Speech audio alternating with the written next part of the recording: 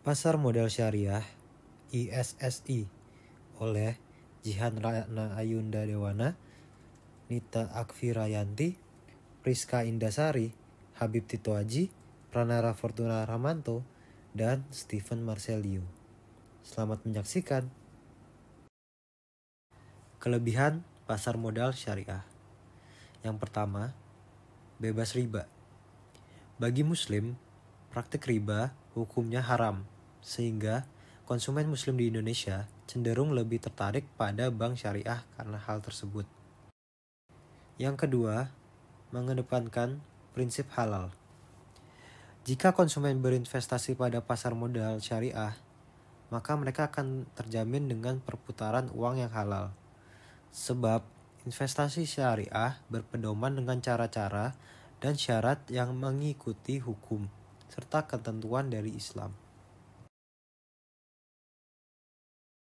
Yang ketiga, ada minim risiko dan bebas penipuan.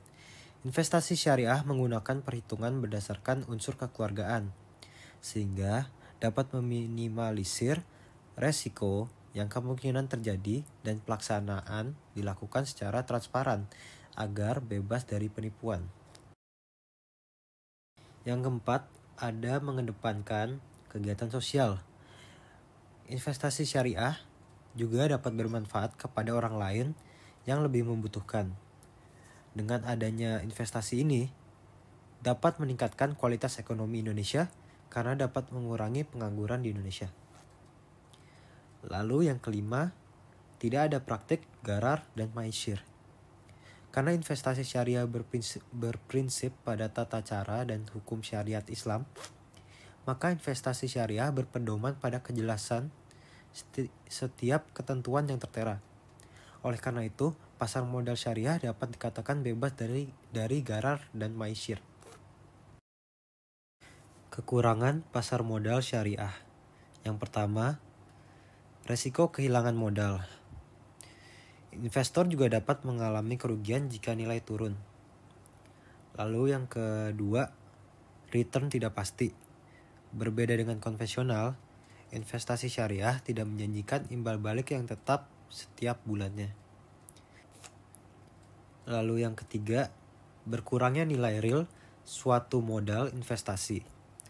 Karena tidak ada riba, maka nilai real modal waktu yang ditanam dulu akan kembali kepada nilai yang sama.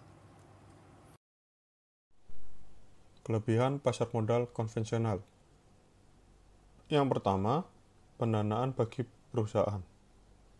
Perusahaan yang berkeinginan untuk mengembangkan usaha namun terkendala pendanaan biasanya akan menawarkan untuk berinteraksi di pasar modal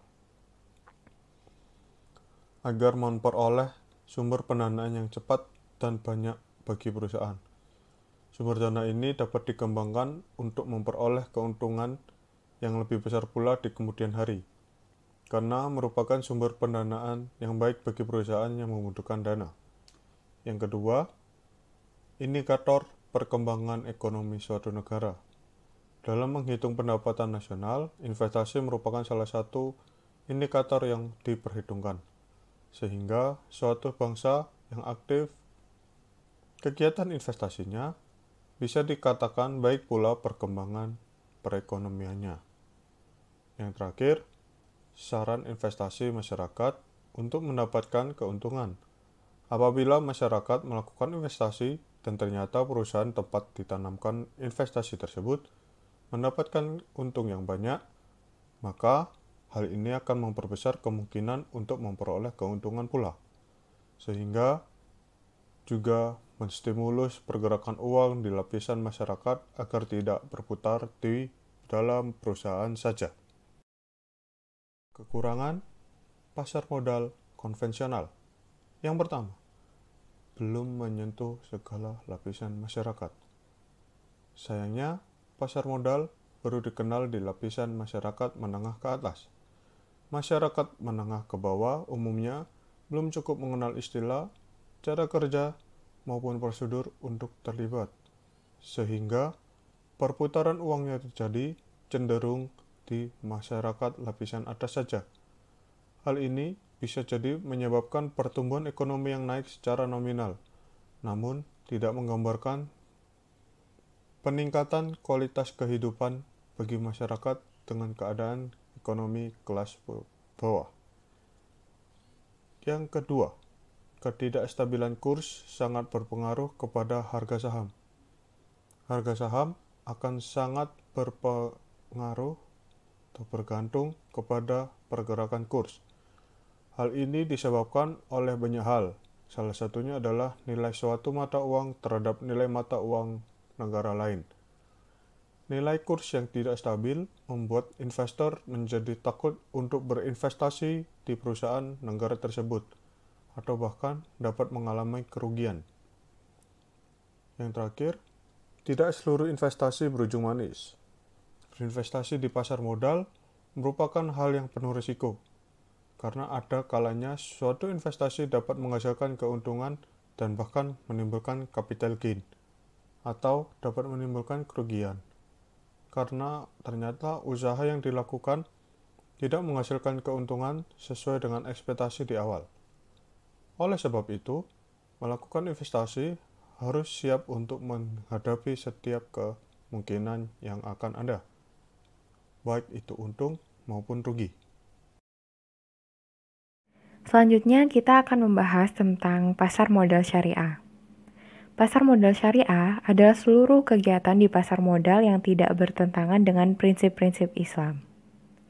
Pasar modal syariah Indonesia merupakan bagian dari industri keuangan syariah yang diatur oleh Otoritas Jasa Keuangan atau OJK, khususnya Direktorat Pasar Modal Syariah.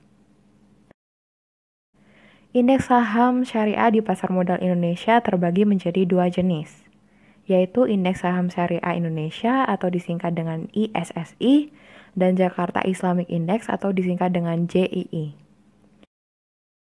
ISSI diluncurkan pada tanggal 12 Mei tahun 2011, merupakan indikator dari kinerja pasar saham syariah Indonesia. Konsisten ISSI adalah seluruh saham syariah yang tercatat di BEI dan masuk ke dalam daftar efek syariah atau disingkat dengan DES yang diterbitkan oleh OJK. Artinya, BEI tidak melakukan seleksi saham syariah yang masuk ke dalam ISSI. Kemudian terkait metode perhitungan ISSI mengikuti metode perhitungan indeks saham BEI lainnya, yaitu rata-rata tertimbang dari kapitalisasi pasar dengan menggunakan Desember 2007 sebagai tahun dasar perhitungan ISSI. Selanjutnya akan dibahas terkait perbedaan dan persamaan ISSI dengan indeks saham BEI atau IHSG. Persamaan. Pertama, merupakan bagian dari industri keuangan Indonesia yang diatur oleh OJK. Kedua, terkait metode perhitungan yang digunakan. Kemudian perbedaan. Pertama, dari sisi pasar secara global, syariah mengutamakan persyaratan aspek halal dan haram, spekulasi, dan hasil keuntungan, di mana menggunakan profit loss sharing dan skema kemitraan. Kemudian yang kedua, ISSI dinilai lebih tahan pada masa krisis dibanding IHSG. Hal tersebut terbukti dari kutipan jurnal terkait di mana berdasarkan data OJK pada periode September 2014 hingga September 2015 menunjukkan bahwa indeks syariah lebih tahan terhadap krisis karena pada saat itu pasar modal Indonesia terdampak oleh adanya krisis. Penurunan terjadi pada indeks konvensional maupun syariah. IHSG mengalami penurunan sebesar 19,9%, sedangkan ISSI mengalami penurunan sebesar 21,2%. Sementara pada indeks LQ45 yang juga mengalami penurunan yaitu sebesar 22% dibanding dengan indeks JII yang turun di bawah LQ45 yaitu 21%. Dengan total aset sebesar 11.000 triliun rupiah yang dimiliki industri syariah pada periode tersebut dibanding industri konvensional. Hal ini dapat disimpulkan bahwa indeks syariah lebih tahan terhadap terjadinya krisis dibanding indeks konvensional. PT Winratama Perkasa bekerja sama dengan Bursa Efek Indonesia dan OJK melakukan terobosan baru memperkenalkan dunia pasar modal dengan aplikasi permainan online yang diberi nama Yuk Nabung Saham Go. Merupakan salah satu fitur edukasi yang ada di game tersebut adalah adanya nama-nama emiten yang ada di Bursa Efek Indonesia. Sistem permainan saham Go. Pemain game terlebih dahulu melakukan personalisasi karakter pengganti alias avatar. Setelah itu pemain game akan melakukan personalisasi dekorasi rumah sebagai halaman utama game ini. Dekorasi rumah biasa diperbaharui dengan membeli berbagai perabot yang dibayar menggunakan poin. Poin tersebut didapat dalam permainan dengan cara mengunjungi berbagai tempat dalam game, dimulai dari gedung Otoritas Jasa Keuangan hingga gedung Bursa Efek Indonesia. Di setiap tempat yang dikunjungi, pemain akan mendapatkan beberapa pertanyaan mengenai pasar modal. Apabila jawaban benar akan diberikan poin. Hasil pengaruh game Yuk Nabung Saham Go terhadap pasar modal syariah mempunyai pengaruh yang besar karena generasi milenial suka membawa smartphone dan lebih memilih game dibanding mengakses informasi mengenai pasar modal. Hal tersebut membuat minat pasar modal syariah meningkat.